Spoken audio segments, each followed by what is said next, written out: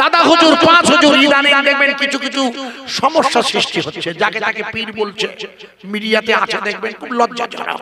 কোন পীর সাহেব যদি কাউকে পীর বলে এ করে, সাধারণ মানুষ যাবে কোথায়? জটিল এক পরিস্থিতির মধ্যে আমরা বসে পড়েছি এখন। যারা লাগাতার দাদা হুজুরের বিরুদ্ধে বলছে, তারাই যদি এখন, আমার কথা বোঝা যাচ্ছে কি? আমি বোঝাচ্ছি কেন? এটা দাদা হুজুরের মেহনতের ইমানি দাওয়াতের মজলিস। তারা আওলাদের আসবেন, হাত মিলে দেখেছেন, ছেলেরা দাওয়াত করেছে, হুজুরের আওলাদ খান আসবে, একটু আওয়াজ দিয়ে, একবার আওয়াজ দিয়ে বলবেন। আমি বলবো ফুরফুরা শরীফ। সবাই বলে এই জায়গার নাম ভাঙিয়ে খাচ্ছে সবাই। ওই ফুরফুরা নাই বলি না, না বললে মাদ্রাসা বলে চাঁদা দেবে না। কি ফেরা, অত দাদা হুজুরের মানে না বলে খোকা। আমার কথা বুঝছেন? মুন্ডু বুঝিয়েছেন, বুঝতে হবে না। আমি জোরে একবার নারা দেব, একেবারে সোজা আল্লাহ আপনি ফুরফুরায় পৌঁছে দেবেন। নারায়ে তাকবীর। আল্লাহ ফুরফুরা শরীফ, আজমির শরীফ, মক্কা শরীফ, সম্মানিত হুজুর কিবলা, সম্মানিত হুজুর কিবলা, আওলাদে মুজাদ্দিদে জামান, আওলাদে মুজাদ্দিদে জামান, নারায়ে তাকবীর। মহব্বতের সাথে লা ইলাহা ইল্লাল্লাহ, আরো জোরে লা ইলাহা ইল্লাল্লাহ, লা ইলাহা ইল্লাল্লাহ মুহাম্মাদুর রাসূলুল্লাহ সাল্লাল্লাহু আলাইহি ওয়াসাল্লাম। নবী গেলেন তয়েফে, নবী গেলেন তয়েফে, পাথর মারে কাফেরে, এ রক্তের ধারায় পাদুখানি, এ রক্তের ধারায় পাদুখানি রানা হয়ে যায়। আঘাত সয়েও নবী আমার, আঘাত সয়েও নবী আমার আল্লাহর কাছে কয় মাফ করে দাও ও গো আল্লাহ, অবুঝেরা চেনে না আমায়। লা ইলাহা ইল্লাল্লাহ, আরো জোরে ইলাহা ইল্লাল্লাহ, লা ইলাহা ইল্লাল্লাহ মুহাম্মাদুর রাসূলুল্লাহ সাল্লাল্লাহু আলাইহি ওয়াসাল্লাম। হাসর হবে তামার জমিন, হাসর হবে তামার জমিন, উম্মত বলবে পানি পানি, এ নবী বিনা পানি দেওয়ার, এ নবী বিনা পানি দেওয়ার সাধ্য কারণ নাই। ওগো নবী দয়াময়, ওগো নবী দয়াময়, মোদেরও লাগিয়া আর কিয়ামতে পানা দিও কসার পিলাইয়া। লা ইলাহা ইল্লাল্লাহ, আরো জোরে ইলাহা ইল্লাল্লাহ, লা ইলাহা ইল্লাল্লাহ মুহাম্মাদুর রাসূলুল্লাহ। হাসবি রাব্বি, আরো জোরে হাসবি রাব্বি, মাফি কলবি নূর মুহাম্মদ সাল্লাল্লাহু লা ইলাহা ইল্লাল্লাহ, ইলাহা ইল্লাল্লাহ, লা ইলাহা ইল্লাল্লাহ মুহাম্মাদুর রাসূলুল্লাহ। এমন নবী দুনিয়াতে, এমন নবী দুনিয়াতে হইলি হবে না। আর তুলনা তো দূরের কথা ছায়া মেলে না। এমন নবী দুনিয়াতে হয়নি, হবে না। আর তুলনা তো দূরের কথা ছায়া মেলে না। ছায়াবিহীন নবী আমার, ছায়াবিহীন নবী আমার, উম্মতের কান্ডার, শাফাতের তাজ পরিছেন নবীজি আমার। আল্লাহুম্মা সাল্লি আলা মাওলানা মুহাম্মদ ওয়ালা আলি সাইয়্যিদিনা মাওলানা মুহাম্মদ সাল্লাল্লাহু আলাইহি ওয়াসাল্লাম। প্রিয় ভাই সব, আমি আপনাকে যে জায়গায় রেখে দিয়েছিলাম, পৃথিবীর জমিনের সমস্ত শক্তি যদি এক হয়ে যায়, লা ইলাহা ইল্লাল্লাহ মুহাম্মাদুর রাসূলুল্লাহ, ঈমানের কালেমার আল্লাহর নাম লা ইলাহা ইল্লাল্লাহ তাবলীগি দাওয়াত চলবে না, বন্ধ হবে। একটু জোরে বলুন, কেন চলবে? এই জন্য চলবে, আমরা যে মালিকের ইবাদত করি, প্রথম শর্ত হচ্ছে হাসবি রব্বি জাল্লাল্লাহ, ওই মালিকের কোনো ধ্বংস হয় না, মনে আছে? 2 নাম্বার, মাফি কলবি গায়রুল্লাহ, মা মানে সাথে, ফি মানে দাদা হুজুর লিখেছেন, মা মানে সাথে, ফি মানে মধ্যে, কলবি মানে হলো তোমার কলব। মাফি কলবি গায়রুল্লাহ, দাদা হুজুরের নসিহত শোনো। মা মানে সাথে, ফি মানে মধ্যে, কলবি মানে হলো আমার এই দুধের নিচে, এই জায়গাটায় 2 আঙ্গুলের নিচে বসিরাটের আল্লামা হুজুর বলেছে, এক টুকরা গোশ আছে যাকে কলব বলা। ইন্না ফিল জাসাদু মুদগাতুন, হুজুর বললে রাসূল তোমাদের শরীরে এক টুকরা গোশ আছে, এজা ফাসাদাত, এটা ফাসাদাত, এজা সালুহাত, পুরো কথা আছে। একটি হলো যদি সেটা পাক হয় তাহলে তুমি পাক, যদি সেটা না পাক হয় তাহলে তুমি না পাক। কি সেটা? আলা ওয়াহিয়াল কালব, ওটা হলো তোমার কলব। কেন? যে তুই কলবে ঈমান আনতে হয়। ঈমান আনার জায়গা কোথায়? একটু জোরে বলুন। ঈমান আনার জায়গা হচ্ছে বাম স্তনের দুধের নিচের কলবে। এই জন্য ঈমানের প্রথম ভাগ হচ্ছে লা ইলাহা ইল্লাল্লাহ, আল্লাহ আল্লাহ মুখে বলা, খুব ভালো করে বুঝবেন। আর দ্বিতীয় ভাগ হলো লা ইলাহা ইল্লাল্লাহ বা আল্লাহ আল্লাহ কলব দিয়ে বলা, বাম স্তনের দুধের নিচে। এই জন্য আপনার নিয়ত আছে, দেখবেন আমি আমার কলবের দিকে মুতাওয়াজ্জাহ, আমার কলব জনাব পীর সাহেবের কলবের ওসিলায় আল্লাহ তাআলার আরশে মুআল্লার দিকে মুতাওয়াজ্জাহ, দেখবেন নিয়ত আছে না আপনার। ওই জন্য প্রথমে কি বলা হয়? আমি আমার কলবের দিকে মুতাওয়াজ্জাহ, অর্থাৎ দুধের নিচে লতিফা, ওটাকে কলব বলা হয়। যে গুনাহ করে, যে আমাদেরকে পরিচালিত করে, আল্লাহর ভাষায় কোরআনে খতামাল্লাহু আলা কুলুবিহিম, খুব ভালো করে শুনুন, আমি আল্লাহ ওদের কলবে মোহর মেরে দিয়েছি, তাই ওখানে ঈমান ঢোকেনি। আমার কথা বোঝা যাচ্ছে কি? একটু হ্যাঁ না বলুন, ওয়াজ বোঝা যাচ্ছে কি? তাহলে ঈমান এখানে ঢোকাতে হয়। আমি হাদিস দিয়ে দেখাচ্ছি।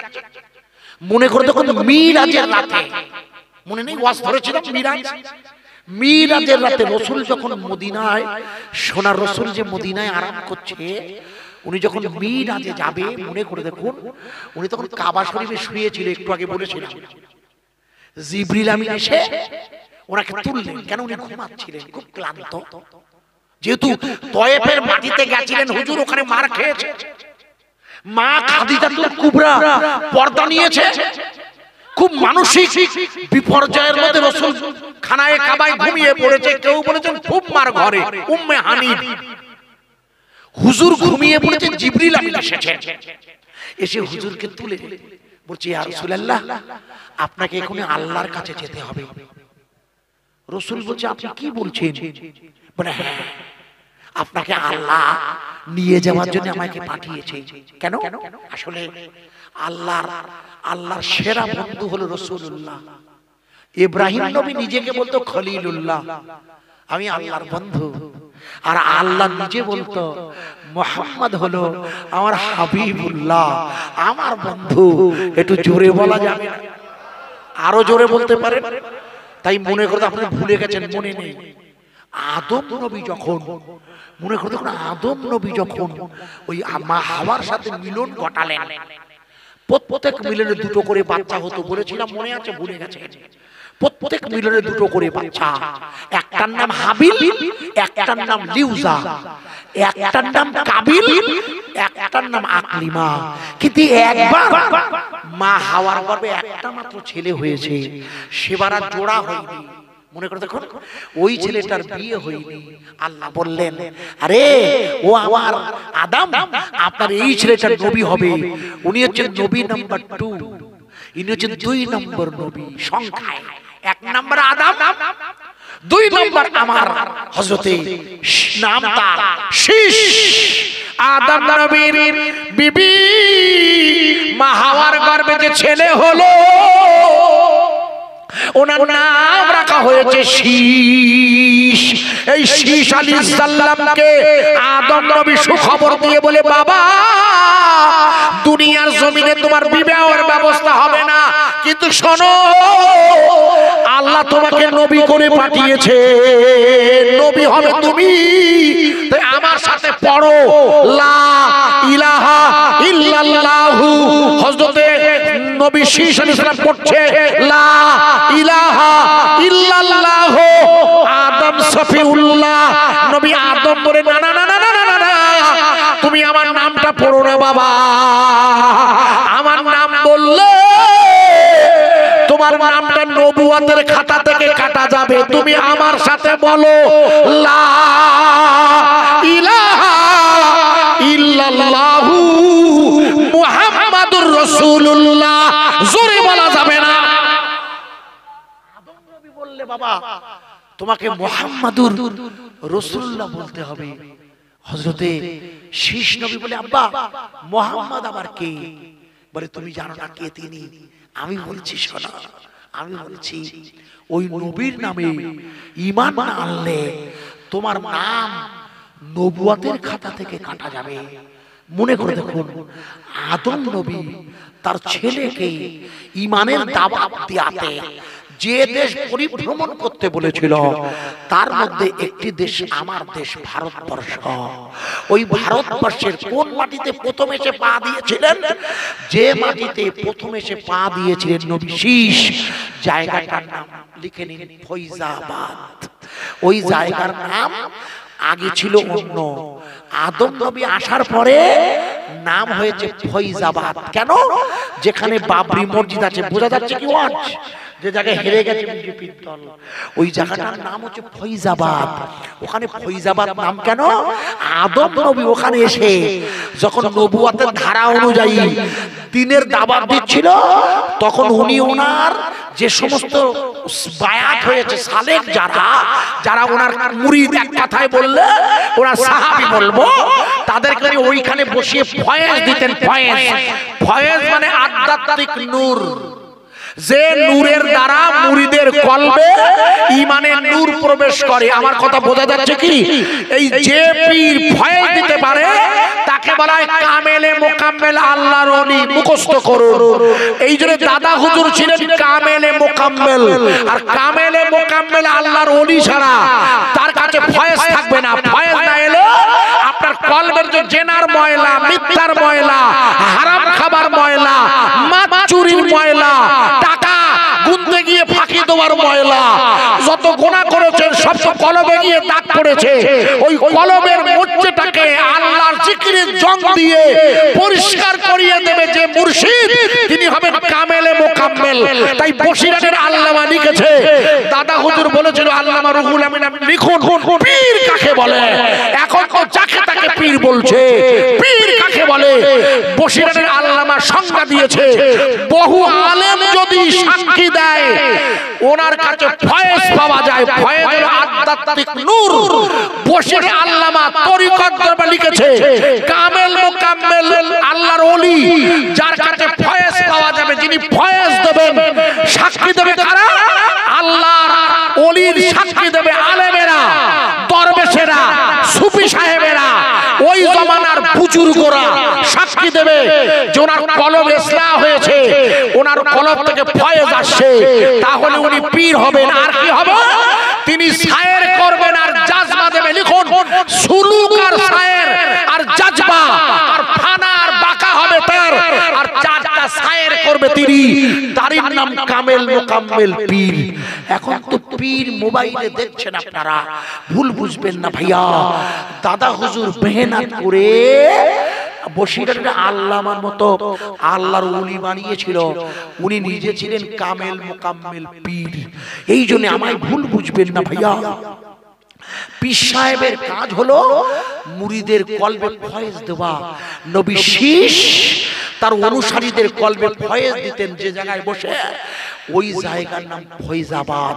যার পাশে ওনার রওজা আছে, অযোধ্যাতে তো ওনার রওজা। ওনার কবর কোথায় ইতিহাস জানেন না? আশ্চর্য। ভারতবর্ষে অসংখ্য নবী এসেছেন না? আল্লাহু আকবার, আল্লাহু আকবার। ভারতবর্ষে এক জায়গায় হযরতের নবী, মনে করতে এক জায়গায়, জায়গার নাম বুরুজ, হযরতের মুজাদ্দিদ আল-পেশানি, যার কবর পাঞ্জাবে। গেছেন কেউ কোনোদিন? একটাবার জিয়ারত করবেন, একটাবার বছরে একবার যাবেন। ইনি হচ্ছেন 1000 বছরের মুজাদ্দিদ। ওনার রওজা থেকে 35 কিলোমিটার দূরে বুরুজ বলে একটা জায়গা আছে, যেখানে অসংখ্য নবীর কবর আছে। এই ভারতবর্ষে অসংখ্য নবী রাসূল এসেছেন। আল্লাহ রাসূলের জমানার আগে এই ভারতে অসংখ্য নবী এসেছে। রাসূল এখানে আসেনি বটে, কিন্তু আল্লাহর নবীর জমানায় ভারতবর্ষে মসজিদ তৈরি হয়েছে। লিখে নেন, 1929 খ্রিস্টাব্দে আল্লাহর রাসূল জন্ম নিয়েছে 570 খ্রিস্টাব্দের 12ই রবিউল আউয়াল, আর পর্দা নিয়েছে 63 বছর বয়সে 632 খ্রিস্টাব্দে, আর 629 খ্রিস্টাব্দে ভারতবর্ষের কেরালার কালিকটে আল্লাহর নবীর জামানায় মসজিদ তৈরি হয়েছিল। মসজিদটা হয়েছিল যার দ্বারা, তার নাম রাজা সেরামান পেরুমল, যিনি আল্লাহর নবীর সাথে সাক্ষাৎ করে ঈমান এনেছিল। শুনে না, আপনারা বুঝতে পারছেন আমি ওয়াজ কেটে দিয়েছি, আমি বুঝেছি আপনাদের জ্ঞানের প্রভাবটা, তাহলে ওয়াজ মাথায় ঢুকবে না। এই জমিনে ওরা চেষ্টা করছে ভারতের জমিন থেকে লা ইলাহা ইল্লাল্লাহ দাওয়াত উঠিয়ে দেওয়ার। ওরা গোটা পৃথিবীর জমিন থেকে লা ইলাহা ইল্লাল্লাহ দ্বীন উঠিয়ে দিতে চায়, অথচ আমাদের লা ইলাহা ইল্লাল্লাহ মুখে বলি আর আমাদের কলব বলবে কলব, দুধের নিচের লতিফা আল্লাহ আল্লাহ আল্লাহ বলবে। আমি আপনাকে প্রশ্ন করছি, যে মুমিনের লতিফায় কলবের গোশত আল্লাহ আল্লাহ বলে, পৃথিবীর কোন শক্তি তাকে ক্ষতি করতে পারে? আগে হ্যাঁ না? এটা তো ভিতরে, কলবটা কোথায়, কোন জায়গায়? এই যে বামে আমার এই জায়গাটা, কেন যে জায়গাটা নড়ে ওখানে ঈমান ঢোকাতে হয় না? এই দেখো, এই দেখো পাগলা, জিবরিল রাসূলকে যখন বললে আল্লাহর কাছে নিয়ে যাব, রাসূল বলে আমি আল্লাহর কাছে যাব। কি বলছেন আপনি? আমার জামা কাপড় ময়লা, আমি সেজে গুজে নেই, পরিষ্কার না। মুসা নবী তো সেজে গুজে দেখা করতে যাচ্ছিল, দেখা হয়নি। জিবরিল বলে সব হবে না, আপনি যে অবস্থায় চলুন। বেচারি কি করবে? বলে আপনি শুয়ে পড়ুন। মনে করতে কোন জিবরিল রাসূলকে শুয়ে দিলে, কোরআনের ভাষা আলাম নাশরাহ লাকা সাদরা, আমি কি আপনার বুকটা চিরে ফেলিনি? আল্লাহ বলছে ওয়াদানা আনকা বিজরা, হে রাসূল আমি কি আপনার ওই ভাতটাকে কমিয়ে দেইনি? আপনি বলুন, আমি কি 4 বার আপনার ছিনা চাক করিনি? 2.5 বছর বয়সে আপনাকে মা হালিমার বাড়িতে আপনি মনে করে দেখুন, আমি আল্লাহ কি আপনাকে 4 বার, এটা হচ্ছে শেষবার। এখন আপনার বয়স 52, আপনি আমার সাথে দেখা করতে আসছেন। যেখানে দেখা করতে আসবেন এর আগে আর কেউ আসেনি, আরে এখান থেকে কেউ ফেরে না। ওটা তো পরকালীন ব্যাপার। আরে আমার কথা বোঝা যাচ্ছে? যেখানে রাসূল যাবে ওখান থেকে আজ পর্যন্ত কেউ ফিরেছে? আরে হ্যাঁ না বলুন, আজ পর্যন্ত পৃথিবীর কেউ আল্লাহ সাক্ষাৎ পেয়েছে? হ্যাঁ না বলুন। রাসূল প্রথম যাচ্ছে, মনে করে দেখুন আমেরিকা চ্যালেঞ্জ করে একটা মেয়েকে মহাকাশে পাঠিয়েছিল। রাসূলের মিরাজটাকে অস্বীকার করতে মনে আছে আপনাদের? যে মেয়েটা মহাকাশে আটকে আছে, এটা কি জানেন? হ্যাঁ না বলুন। আরে বেদিমারি বাজারের পাশে যদি কোনো স্কুল থেকে হাই স্কুল জিজ্ঞেস করতে, আইজুর বলে গেছে মহাকাশে যে মেয়েটা যাচ্ছিল সুনিতা রানী, সে মহাকাশে আটকে আছে। জানেন আপনারা? আল্লাহু আকবার। ফেব্রুয়ারি মাসে তাকে ফিরে আসার ব্যবস্থা করছে আমেরিকা, পাচ্ছে না আনতে। অথচ সে মহাকাশের প্রথম আকাশে গিয়েছে। আর রাসূল কি করেছে? রাসূল সাত আসমান সিদরাতুল মুনতাহা, ওখান থেকে জিবরিল বলে আমি আর যাব না, আপনি একা একা চলে যান। মনে করে দেখুন জিবরিল বলে হুজুর আমি আর যাব না। এবার আপনার একা যাওয়া লাগবে, কিন্তু যেতে গেলে তো প্রস্তুতি নিতে হবে। যেতে গেলে তো আপনি আল্লাহর সাথে দেখা করবেন। তাই আপনাকে আমি আপনার বুকটা চিরে ফেললাম। আল্লাহ নাশরাহ লাকা সদরক, বুকটা চিরে ফেললে, বাম স্তনের নিচ থেকে কলকটা বার করলে, ছোট্ট গোস্ত 21 গ্রাম ওজন, ওটা বার করে জমজমের পানি দিয়ে ধুয়ে ফেললে। আপনার কাছে প্রশ্ন করছে, বা আমার এই মাথার টুপিটা আমি পরিষ্কার করি কখন? এই টুপিটা, গোল টুপিটা যখন ময়লা হয়ে যায়, আপনার বৌমা অথবা আমি নিজে এটা পরিষ্কার করি। তা রাসূলের কলবে কি কোনো ময়লা ঢুকেছে? না না না না না না না, আমার কলবে ময়লা আছে। ফি কুলুবিহিম মারাদুন, ওদের কলবটা রোগগ্রস্ত। আল্লাহ বলছে আমি না। ওরা মিথ্যে কথা বলে, ওরা পরের জন্য ভাগরা করে, ওরা ক্ষমতা এসে আমানত খেয়ানত করে, ওরা মুনাফিক, ওরা ফি কুলুবিহিম মারাদুন, ওদের কলবটা রোগ হয়েছে। ফাজাদাহুমুল্লাহু মারাদান, রোগটা দিন দিন বেড়ে যায়। ওয়ালাহুম আযাবুন, ওদের আযাব হবে। কেন? বিমা কানু ইয়াকসিবুন, ওরা মিথ্যে কথা বলে। যদিও নিজেদের মুমিন বলে দাবি করে, আবার মিথ্যে কথা বলে। ওদের কলবে রোগ হয়েছে, অথচ রাসূলের কোনো রোগ ছিল না। আল্লাহর নবীর কলব মুবারকটাকে জিবরিল ধুয়ে ফেললেন জমজমের পানি দিয়ে। জমজম বুখারীর হাদিস গো বাবা, জমজমের পানি দিয়ে ধুয়ে জান্নাত থেকে সোনার পেয়ালা ঈমান আনলেন। ঈমান তার মানে এতদিন কি রাসূল ঈমান ছিল না? না না, রাসূল তো নবী হয়েছে 40 বছর 6 মাস 12 দিনের মাথায় গারে হিরায় ইকরা বিসমি রাব্বিকাল্লাযী খালাক, ওখান থেকে তিনি ঈমানের দাওয়াত দিয়েছেন। আর আজকের রাতে তো নামাজ ফরজ হবে। 12 বছরের মাথায় গিয়ে নামাজ ফরজ হচ্ছে। বেদিমারি চণ্ডীবাড়ির ভাই সব মুখস্থ করুন, ঈমান এসেছে আগে, নামাজ এসেছে তার 12 বছর পর। তাই প্রথমে প্রতিটি মুসলিমের দাবি হলো ইয়া আইয়ুহাল্লাযীনা আমানু, আপনার প্রথম দায়িত্ব ঈমান আনা। আর সেই ঈমান রাখার জায়গা হলো কলবে। জিবরিল এখানে যে ঈমান আনলেন সেটা কোন ঈমান? যে ঈমান দিয়ে আল্লাহ রাসূল আল্লাহকে দেখবে। আমার কথা বোঝা যাচ্ছে কি? হ্যাঁ না বলুন। রাসূল আল্লাহকে দেখেছিল না? আরে হ্যাঁ, দেখিনি। রাসূল যখন আল্লাহকে দেখলে, রাসূল তখন আল্লাহকে বললেন, আল্লাহ আমার উম্মত কি করবে? আল্লাহ বলেন আসসালাতু, রাসূল বললে পরে আল্লাহ বলেন আপনার উম্মত নামাজ পড়বে। আমি আপনাকে যে উপঢৌকন দিচ্ছি ওই উপঢৌকন নামাজ। রাসূল বলে আসসালাতু মিরাজুল লিল মুমিনিন, নামাজ হলো মুমিনদের জন্য মিরাজ। তাই মুমিনরা যখন নামাজে দাঁড়াবে, বুখারীর হাদিস, সে যেন মনে করে আমি আমার আল্লাহকে দেখছি। আল্লাহকে চণ্ডীবাড়ির ভাই সব এই জন্য দাদা হুজুর লিখেছে মাফি কলবি গায়রুল্লাহ, তোমার কলবটা যেন সর্বক্ষণ আল্লাহ আল্লাহ আল্লাহ বলে। গায়রুল্লাহ মানে হলো আল্লাহ ছাড়া অন্য কারোর নাম স্মরণে আসা। তাই মসজিদে ঢুকে ইবাদতে দাঁড়িয়ে কোরআনের ভাষা ওয়া খালাকতুল জিন্না ওয়াল ইনসা ইল্লা লিয়াবুদুন, আমি জিন জাতি আর মানব জাতিকে বানিয়েছি আমার ইবাদত করতে। তাই আমার একদল লোক থাকবে যারা বেদেমারির বাজারে, চণ্ডীহাটের বাজারে ওরা ব্যবসা করবে, ক্রয় বিক্রয় করবে, অথচ আমার জিকির করবে কুরআন।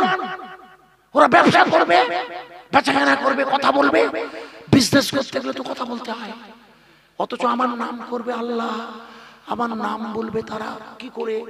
এখানে বলবে না, দাদা হুজুর বললে এই জায়গা আর বলবে না, এই জায়গা বলবে।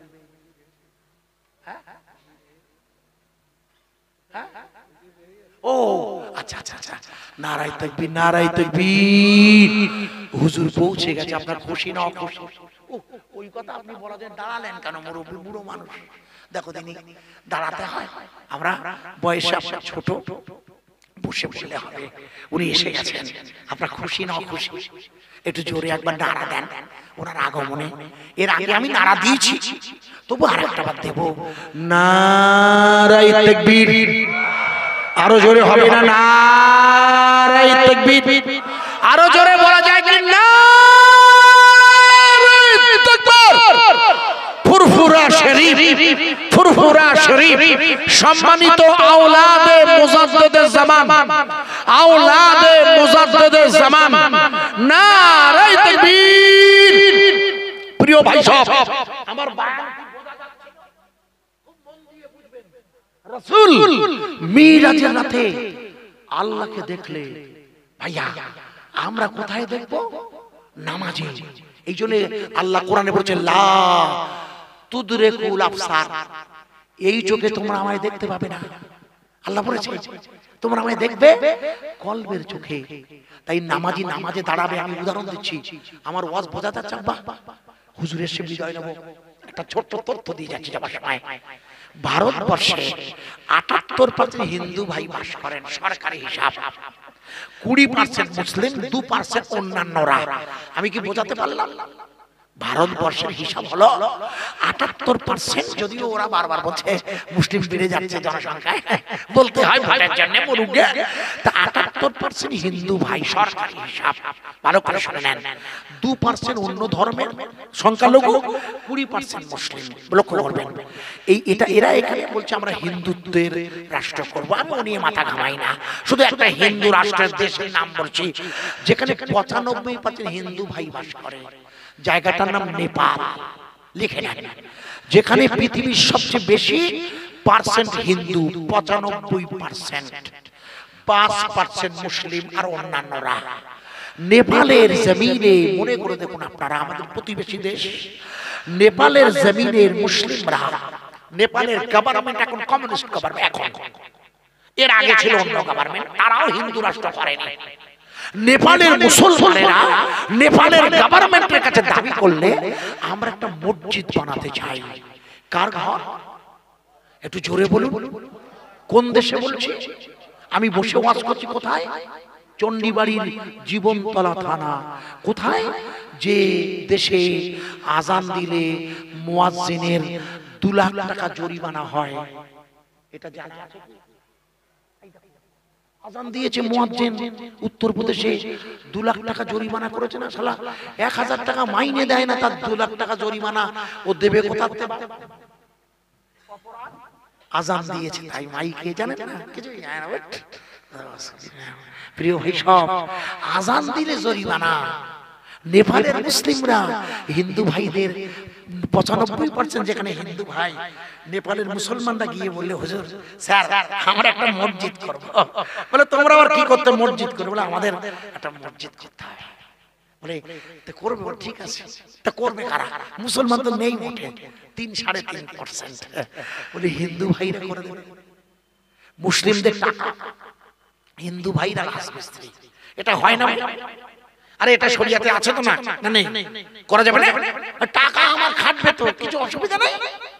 মসজিদ যখন শুরু হয়ে গেছে, যেহেতু মাইক ওখানে আজান হবে না, সরকার বললে অল্প লোক মুখে আজান হবে। আমাদের লোক বেশি, মাইকে হয়। বললে ঠিক আছে আমরা মাইকে আজান দেব, বন্ধ হয়েছে যেহেতু মুখে দেব। বলে একাই হবে। মুখে আজান দিতে গেলে একটু জায়গাটা উঁচু হলে ভালো হয় না? একটু হ্যাঁ না বলুন। নেপালের মুসলমানেরা রাজমিস্ত্রিকে বললে আমরা যে মসজিদটা বানাবো ওই মসজিদের একটা মিনার বানিয়ে দেবেন আপনি, যে মিনারের উপরে দাঁড়িয়ে মুয়াজ্জিন আযান দেবে। একটু জোরে বলা যাবে না সুবহানাল্লাহ? আযান দেবে কোন গলায়? আমরা আযান দেই কোন গলায়? জোরে বলো। আমি একবার মাইকে আযান দিচ্ছি, এশান না, বোঝানোর জন্য। আপনি একটু আযান দেবেন তো, আমি একবার বলে নি। আল্লাহু আকবার, একটু বলুন, একটু জোরে বলুন আল্লাহু আকবার।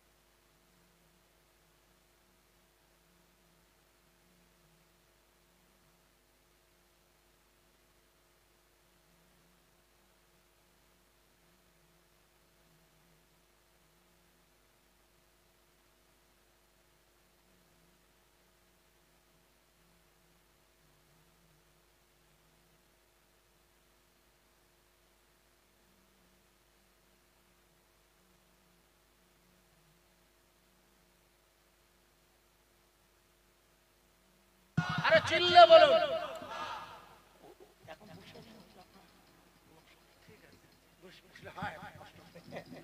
জমিনের মালিক কে? আরে জোরে বলুন। রুজি রোজগারের মালিক কে? এখানে বসিয়ে রেখেছে কে? নেপালের হিন্দু ভাইরা রাজমিস্ত্রিকে বললে মুসলিমরা, আপনারা আমাদের মসজিদে যে মিনারটা বানিয়ে দেবেন ওই মিনারে একটা গম্বুজ বানিয়ে দেবেন। গম্বুজ, গম্বুজ বোঝেন তো? অনেক পুরানো মসজিদে গম্বুজ আছে। মক্কা শরীফে আছে 9টা বড় বড় লম্বা মিনার, মাথায় গম্বুজ, মক্কা মদিনায়। তা বললে ঠিক আছে দেব। রাজমিস্ত্রি বলে দেখো আমরা গম্বুজটা বানাতে পারি কিন্তু ছাদে ওই উপরে পারবো না, মিনারের মাথায় বানাতে গেলে অত উঁচু আমাদের রাজমিস্ত্রিরা পড়ে যেতে পারে। তারপরে তারা কি করবেন? বলে আমরা নিচে বানাবো। নিচে বলে নিচে বানিয়ে তুলবো কি করে? বলে কেন ক্রেনে করে। নেপালের গভর্নমেন্টের কাছে আমন্ত্রণ জানানো হলো, আমরা টাকা দিয়ে ওই গম্বুজটা আকাশে ক্রেনে করে তুলে দেব। নেপালের সরকার বললে আপনাদের ওই গম্বুজটার ওজন কত? বলছে 10,000। সর্বনাশ। বলে ও মাল তোলার ক্রেন আমাদের নেই। বলে সর্বনাশ। এই এই কাকাই কাকাই আপনি অত অত ভারী করি করেছেন কেন? বলছে তোমরা ভালো করি করতে বললে কেন? তোমরা তো বইলে ভালো করি করো, তা ভালো করি করতে গিয়ে এত ভার হবে তা কেটা জানে? আর এখন ক্রেন দেবে না, তা আমি কি করব? বলে কি হবে? বলে কি হবে? হবে না। এত টাকা খরচা, এ তো জনগণের টাকা। এই জলসা হচ্ছে কমিটি, গ্রামবাসী, টাকা কার? পাবলিকের। এর আমানত খেয়ানত করলে যারা দায়িত্ব তাদের গোনা হবে। শুনে নিন। তো বলে সর্বনাশ, এ যদি না ওঠে তাহলে আমাদের তো গোনা হবে। বলে কিচ্ছু করার নেই কাকা, গোনা টোনা বুঝি না, কেরেন নেই, তা করবো কি? ইমাম সাহেব বললে এ তো খুব মুসিবত। মনে করে দেখুন আকাশে চাঁদ উঠেছে, লাইলাতুল বরাত, এর পরের চাঁদ। শাবানের চাঁদে আল্লাহ তার বান্দা, ওই দিন আল্লাহ বাজেট দেয়। কোন দিন? পবিত্র শবে বরাতের রাত, আগামী 30 মাঘ।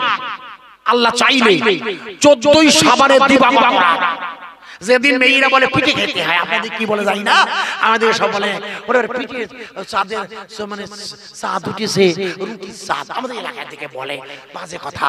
চাঁদ উঠেছে রহমতের চাঁদ, যে চাঁদে আল্লাহ বাজেট পেশ করে, আর যে বাজেট লাইলাতুল কদর থেকে শুরু হয়। প্রিয় ভাইয়েরা, ইমাম সাহেব বললে ও গো মুসল্লিরা, এই মসজিদের গম্বুজটা অসমাপ্ত হয়ে পড়ে আছে, আমরা সবাই মিলে শাবানের এই পূর্ণময় চাঁদে শবে বরাতের দিন আর যাই করুন না কেন, একটা ইবাদত বাদ দেবেন না, সেটা হচ্ছে আত্মীয় স্বজনের কবর জিয়ারত।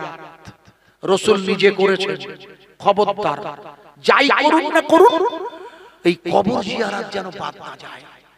ইমাম সাহেব বললে আমাদের মসজিদের পাশে একজন আল্লাহর ওলির রওজা আছে, চলো তো সবাই মিলে ওই ওলির রওজায় যাই, গিয়ে একটু দোয়া করি। সব গ্রামে তো কবর জিয়ারত হয়ে গেছে, পাড়ায় ছোট্ট গ্রাম, নেপাল ছোট্ট এলাকা, তো চলো হুজুরের রওজায় গিয়ে জিয়ারত করি। তা চলো সবাই মিলে জিয়ারত করতে করতে ইমাম সাহেব খুব কাজ, আল্লাহ আল্লাহ আপনি যদি ব্যবস্থা না করেন তাহলে মিনারটা নষ্ট হয়ে যাবে, সিমেন্ট বালি রড জনগণের দেওয়া, আল্লাহ আপনার ঘর আপনি যদি ব্যবস্থা না করেন সব নষ্ট হয়ে যাবে। ইমাম সাহেব খুব কান্নাকাটি করে মুসল্লিদের নিয়ে যখন মসজিদে, ওই ভাঙা মসজিদ নতুন মসজিদে ফিরে এসে দেখা গেছে ফজরের আযান হতে আর বাকি নেই। ইমাম সাহেব বললে একটু পরে তো আযান হবে, আপনার বাড়ি যাবেন নাই, কোনটা তো মুসল্লি, তা চলুন মসজিদে, যদি পারেন না কিছু জিকির করতে তো শুয়ে পড়ুন অন্তত। ইমাম সাহেব মসজিদের মেহরাবে মাথাটা রেখে একটু হেলান দিয়ে আরাম করতে, সারাদিন লাইলাতুল বরাতের পড়াশোনার ধকল গেছে। মসজিদে ইমাম সাহেব মুসল্লিরা সব যে যার মতো একটু সময় আছে বলে নিজের শরীরটা বিছানায় এলিয়ে দিয়েছে। হঠাৎ নেপালের মসজিদে ইমাম সাহেব দেখছে, একে বলা হয় ফানা, না চেতন না ঘুমানো, মানে না অজ্ঞান, একেই বলে ফানা। তরিকতের ভাষা ফানা হতে হয়, একেবারে ফানাফি সাহেব, ফানাফি রাসূল বলে তরিকতের ভাষা। উনি একটু ফানা মানে না চেতন না ঘুম, এমন একটা পর্যায়ে হঠাৎ করে লক্ষ্য করে দেখছে গোটা ওই নতুন তৈরি হওয়া নেপালের মসজিদটা যেন নূরে নূরে ভরে গিয়েছে। একটু জোরে বলবেন না, আরো জোরে বলতে পারেন। গোটা মসজিদটা নূর। ইমাম সাহেব অবাক, আরে এত পরিমাণ আলো, উনি না চেতন না ঘুম, ফানা, একটুখানির মধ্যে দেখছেন ওই ওই নূরের ভিতর থেকে আওয়াজ আসছে, ইমাম সাহেব আপনি অহেতুক চিন্তা করছেন কেন? আল্লাহ যদি রাজি থাকে আগামীকাল সকালবেলা আপনি নেপালের বাজার থেকে একটা সাদা থান কাপড় কিনে এনে ভারতের জমিনে, এটা আমি প্রথম ওয়াজ করি, আই এম ফার্স্ট নেপাল, যেহেতু আল্লাহ পাক আমাকে যাই হোক ওই প্রথম করেছি আমি, আপনাকে তাই একটু এসে গেল বলে শুনিয়ে দিচ্ছি। নেপালের ইমাম সাহেব দেখছে ওই নূরের জ্যোতির ভিতর দিয়ে আওয়াজ হচ্ছে, ইমাম সাহেব আগামীকাল সকালবেলা আপনি নেপালের বাজার থেকে একটা সাদা থান কাপড় কিনে, থান কাপড় বোঝে না, সাদা যেটাকে আমি কাপড়ের কাপড় বলি, ওই সাদা কাপড়ের কাপড় এনে আপনি ওই গম্বুজটা ঢেকে দেবেন। একটু জোরে বলবেন না, আমরা মায়েত হয়ে গেলে আমাদের কাফন পরায় কি দিয়ে? আপনারা কি রঙিন কাপড় দেন? আহা, রাসূল পাক যখন জন্ম নিয়েছিল জান্নাত থেকে সাদা তোয়ালি এনে ফেরেশতারা ঢেকে দিয়েছিল, হাদিসে এসেছে। সেই সাদা একবার সুন্দর করে বলে ঢেকে দিতে, একেবারে সুন্দর করে। ইমাম সাহেব বললেন ঢেকে দিতে বলে, বলে আমি একটা জিনিস শিখিয়ে দিচ্ছি, এটা আপনি পড়বেন, দেখবেন আল্লাহ পাক ফয়সালা করে দেবে।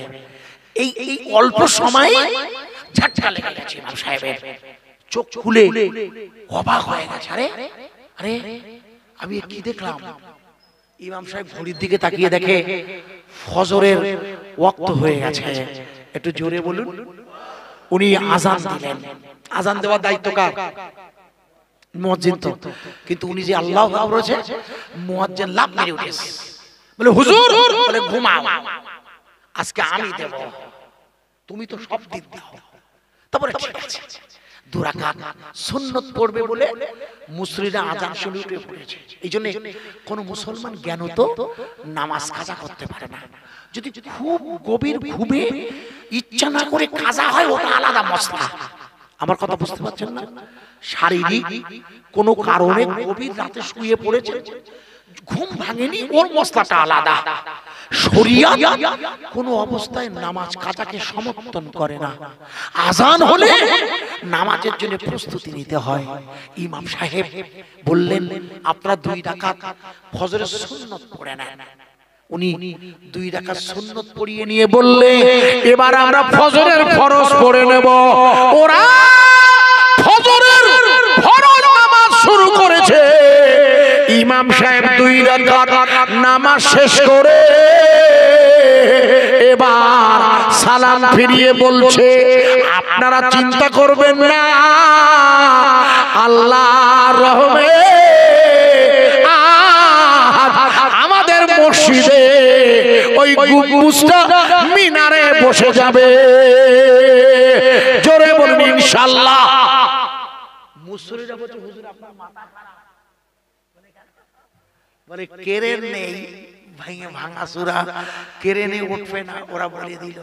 আর আপনি বলছেন উঠবে, বলে আমি বলছি ইনশাআল্লাহ।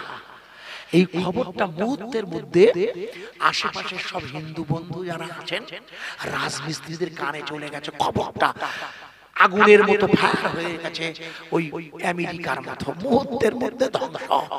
চারিদিকে খবর, বলে এই আজকে ইমাম সাহেব বলেছে। এই দেখুন না, আর যাই হোক প্রতিবেশীরা দেখবেন ইমাম সাহেবদের খুব সম্মান করে, খেয়াল করে দেখবেন, হাজার লক্ষ্য করে দেখবেন সমস্যা হলে পানি দিয়ে পানি পড়তে ইমাম সাহেবের কাছে যায়। পিছনে পছন্দ করে না, কিন্তু বিপদে পড়লে হুজুর খুব বিপদে পড়িয়েছে, কাকা এসছে, রাগ করবেন না। ইমাম সাহেব বললে আজকে ইনশাআল্লাহ, হিন্দু ভাইরা সব বললে তাহলে আজকে উঠবে, বলে হ্যাঁ। উনি নেপালের বাজার থেকে একটা সাদা থান কাপড় কিনে এনেছেন, এনে গম্বুজটাকে ঢেকে দিয়েছে। বড় গম্বুজ তো, আমার কথা কি বোঝা যাচ্ছে?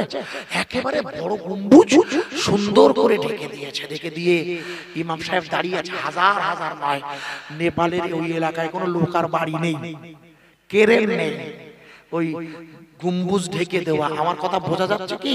কারণ যদি না ওঠে বেইজ্জতি হবে কারা? আরে কোন মুসলিমরা?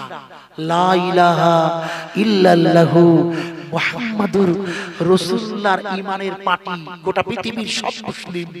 ঈমান সাহেব বললে আল্লাহ যদি রাজি থাকে ব্যবস্থা হয়ে যাবে, হয়ে যাবে। গোটা নেপালের মিডিয়া ভেঙে পড়েছে, আমাদের পাশের দেশ। ইমাম সাহেব সংখ্যালঘু, সংখ্যায় বড় কম।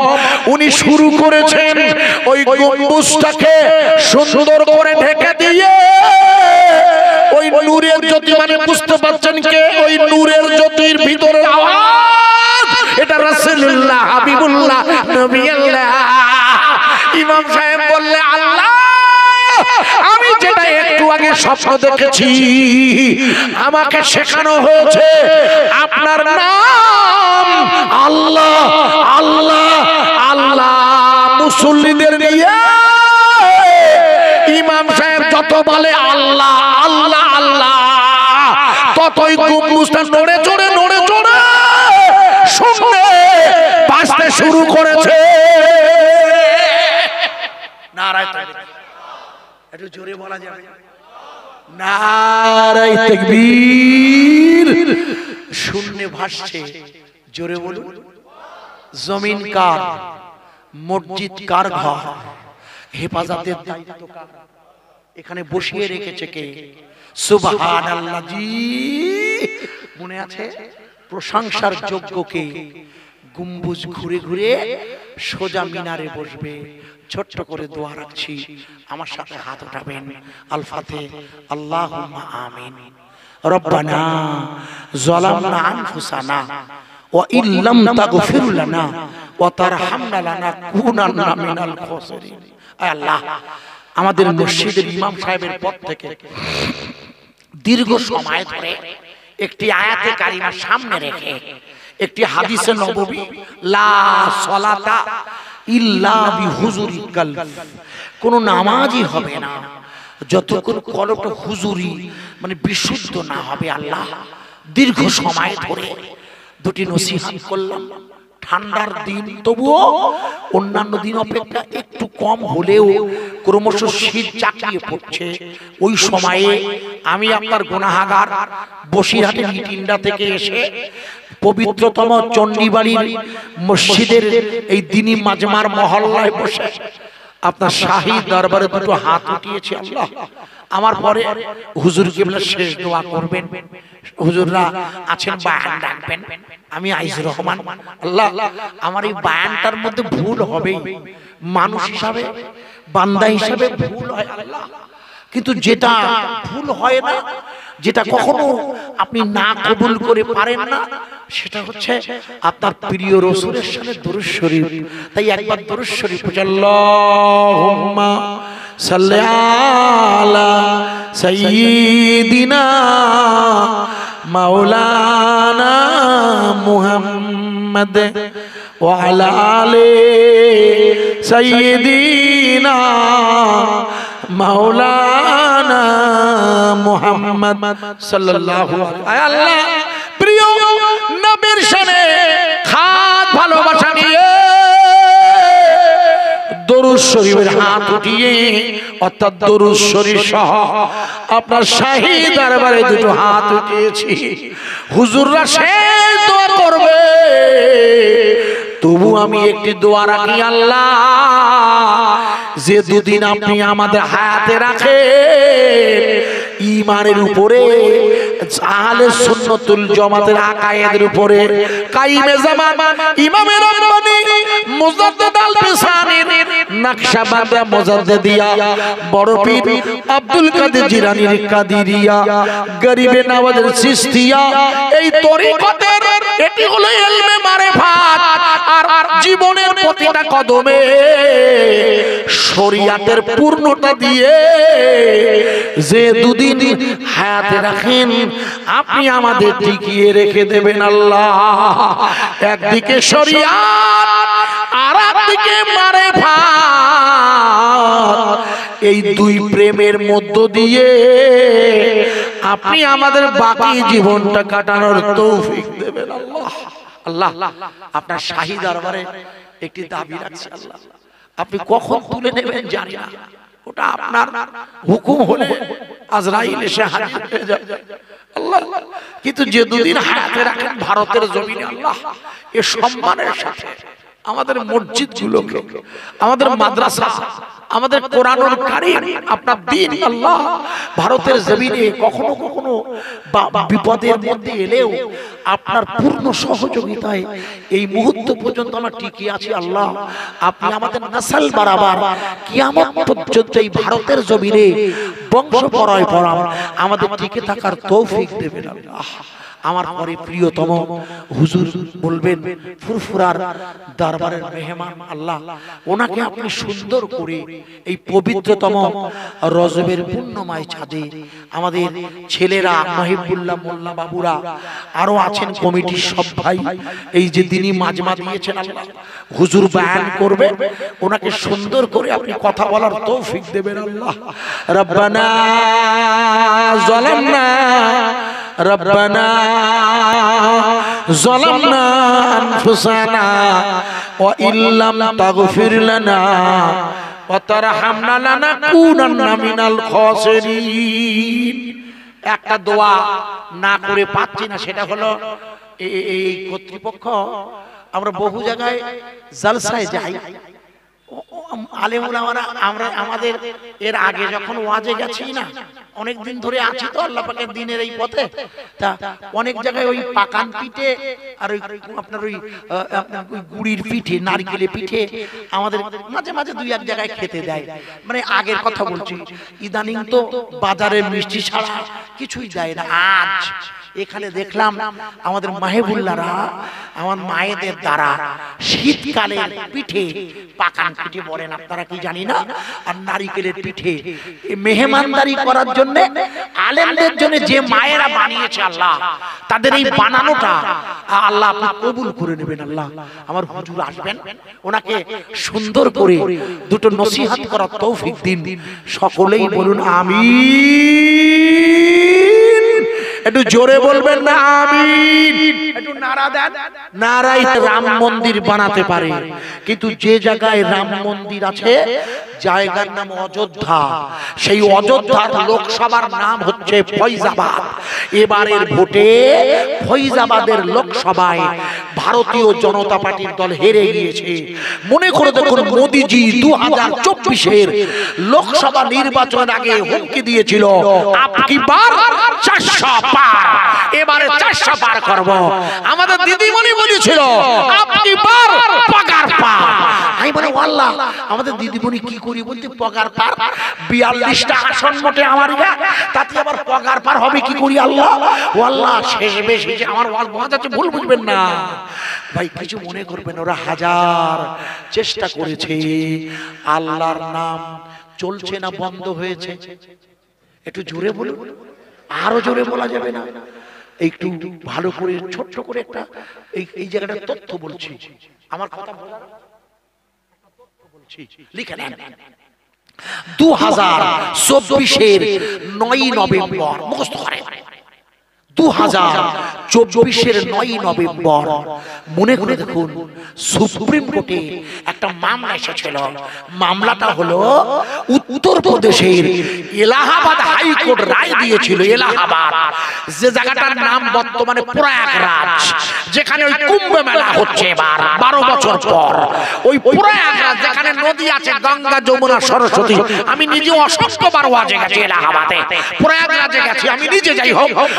ওই এলাহাবাদের হাইকোর্ট রায় দিয়েছিল উত্তরপ্রদেশের 16,000 মাদ্রাসা এবং সেখানে 17 লাখ ছেলে মেয়ে পড়াশোনা করে, এটা হচ্ছে অবৈধ। হাইকোর্ট উত্তরপ্রদেশের মাদ্রাসাগুলোকে অবৈধ বলে রায় দিয়েছিল, তাই যোগী সরকার বুলডোজার করছিল, মনে আছে?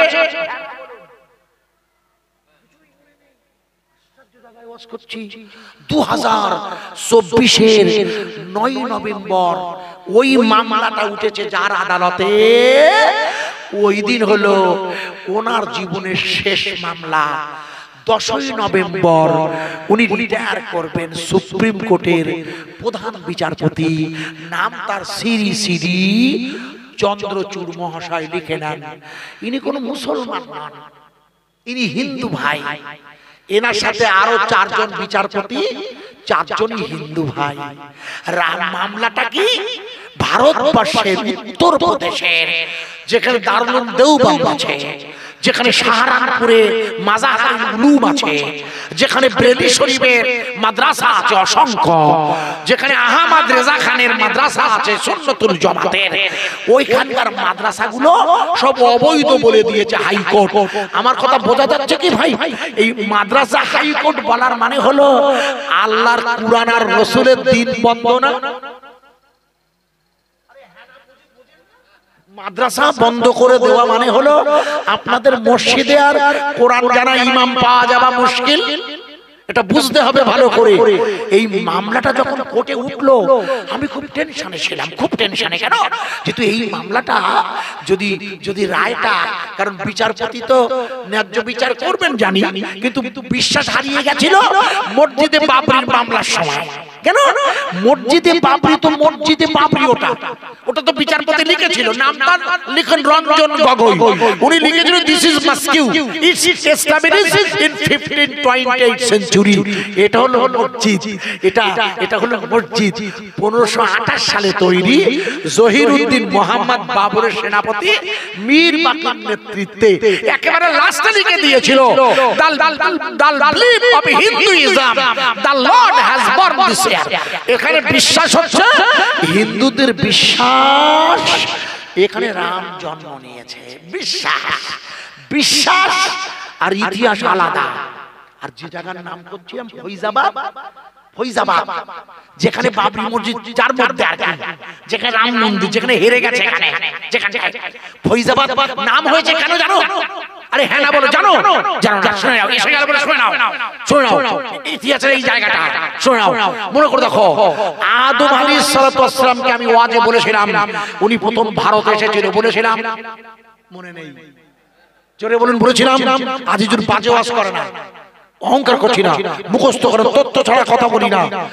আদম নবী ভারত থেকে লোহিত সাগরের তীর ঘেঁষে হেঁটে হেঁটে জিদ্দা হয়ে আরাফাতের ময়দানে গিয়ে মা হাওয়ার সাথে মিলন হয়েছিল না? হ্যাঁ না বলুন, হয়েছিল তো? মা হাওয়ার সাথে আদম নবীর মিলন হওয়ার পর মনে করে দেখুন, স্বামী স্ত্রীর মিলনে মা হাওয়ার গর্ভে বাচ্চা গেছে। প্রত্যেকবার দুটো করে সন্তান হতো, একটা ছেলে একটা মেয়ে। প্রসঙ্গে জিজ্ঞেস করছি, আদম নবী বেঁচে ছিল কত বছর? 900, 1000 বছর। আমরা বাঁচবো কত বছর? কেন এই বলি হাজিয়া আমরা বাঁচবো কত বছর তো জিজ্ঞেস করতে উত্তর দিতে পারে না। আল্লাহ রাসূল বললে আমার উম্মত বাঁচবে করে 60 থেকে 70 বছর। তো হাদিসে আছে, এটা হাদিসে আছে। কত বছর? 60 থেকে 70। রাসূল গেছেন 63, আমার হয়ে যাচ্ছে। তো আল্লাহ রাসূল গেছেন 63 তে 70। কিন্তু যাদের 80 85 ওটা হচ্ছে বোনাস, ওটা বোনাস না? হ্যাঁ না বলুন। আর যেই বেশি বয়স হয় তখন থেকে বলে টিকে থাকতে হয়, শরীর চর্চা করি। টাটকা মিথ্যে কথা। এই জীবনে বাঁচানোর মালিক কে? ও বলছে আমার বয়স বেশি হয়েছে, আমি টেস্ট করি, ভালো খাই, ওয়ার্ক করি, হাঁটি, মর্নিং ওয়াক করি। সব বাজে কথা, সব কাজ করবে না। আমার আল্লাহ যদি ইচ্ছা করে আমেরিকার জমিনে এমন আগুন জ্বালিয়ে দিয়েছে কে দিয়ে কুল হচ্ছে না। সাসা ঠিক কিনা?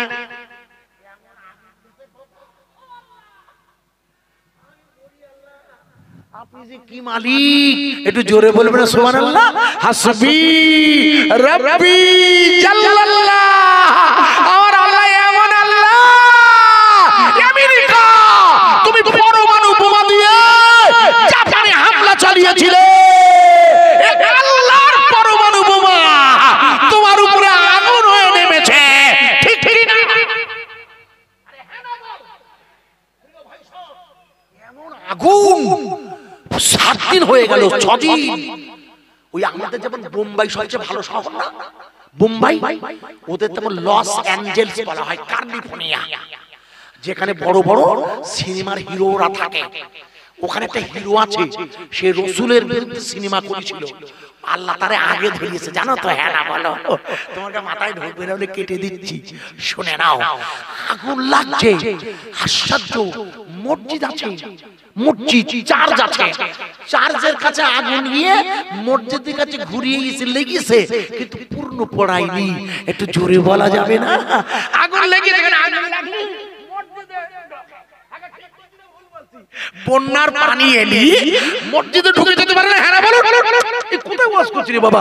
আগুন লাগলে পাশের বাড়ি মসজিদে জানলা দিয়ে ঢুকতে পারে, কিন্তু পুড়িয়ে যাবার কিছু রকম ফের আছে। মনে করে দেখো, মক্কা শরীফের রাসূলের একটা চুল আছে, কাশ্মীরের হযরত পাল মসজিদে হুজুরের কোকড়ানো চুল দেখেছো?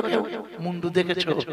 যদি কখনো সুযোগ হয় দুটো জায়গায় যাবে, একটা একটা অন্ধ্রপ্রদেশের তেলেঙ্গানা মক্কা মসজিদে রসুলের চুল রাখা আছে, আর একটা হচ্ছে কাশ্মীরের হযরত পাল মসজিদে। ওই মসজিদে আগুন লেগে গেছিল কদিন আগে, কিছুদিন আগে আগুন দিয়েছিল কে বা কারা, 370 ধারার পর পর। মনে করে দেখুন আগুনে ওই মসজিদ পুড়ে যাবে এটাই সবাই ধারণা করেছে। কিন্তু কি আশ্চর্য, আল্লাহ রসুলের চুল আছে যে ঘরে কাচের পাত্রে, ওইখানে আগুন গিয়ে দপ করে নিভে গিয়েছে। জোরে নারায়ে তাকবীর, নারায়ে তাকবীর, একটু জোরে বলতে পারেন নারায়ে তাকবীর। আরো জোরে হবে না ভাই, সোজা বেদিমারি বাজার হয়ে চন্দ্রপুর পর্যন্ত পাঠিয়ে দেই। পুলিশ দাঁড়িয়ে আছে যেখানে, কলকাতা পুলিশ, এটা মনে হয় ক্যানিং পূর্ব বিধানসভা মনে হয়, কারণ শওকত মোল্লাজির নাম দেখলাম, ঠিক ধরছি না ভুল ধরছি? একটু জোরে একবার নারা লাগান তো, সোজা একেবারে ক্যানিং এ যাবে না, বড্ড দূর, জীবনতলা হইয়ে অন্তত ভাঙড়ে পৌঁছে দেই। চিৎকার করে কেউ ফাঁকি দিয়েন না। এ জমিনের মালিককে, আরে চিল্লে বল, রুজি রোজগারের মালিক কে? এখানে বসিয়ে রেখেছে কে? জোরে বলে এখানে বসিয়ে রেখেছে কে? তাবারুক খাবে কে? আই ভাই তাবারুক আল্লাহ। চাচাজি বলেছে আল্লাহ, আমি ইচ্ছা করে করেছি, আপনার দোষ না। তাবারুক খাবো আমরা, এরা করিস কি তা জানি না। মহেবুল্লাহ মোল্লা মোবাইলে ওই আলাপ করছিল, ওরা তো তাবারুক করিস কিনা তাহলে আন্দাজে বলেছি ভাই, তাবারুক হয়েছে কি আমি জানি না, হইয়ে ভালো হয়ে যাক, অন্তত বিপদে পড়বো না। তাবারুক খাবো আমরা, একটু জোরে বলে ইনশাআল্লাহ। একবার জোরে একবার নারা দেব, কেউ ফাঁকি দেবেন না, আওয়াজ দিয়ে গোটা এলাকায় পৌঁছে দিন। নারায়ে তাকবীর। আর একটু জোরে হবে না ইনশাআল্লাহ? আর একটু জোরে দেবেন ইনশাআল্লাহ। আমার সব ভিজে গেছে, দেখুন নামবো সব ভিজে। আমার ড্রাইভার অন্য পোশাক রেডি করে রাখে, গাড়িতে রাখা আছে। খুব জোরে বলি, চাচার অভ্যাস দীর্ঘদিন। একটু জোরে একবার বলবো, চণ্ডীবাড়ির মাহফিল, সবাই মিলে ফাঁকি দিয়েন না। নারায়ে তাকবীর। চণ্ডীবাড়ি গ্রামের এই মহল্লার মহান ইসলে সওয়াব। আরে জোরে বলবেন ফুরফুরা শরীফ।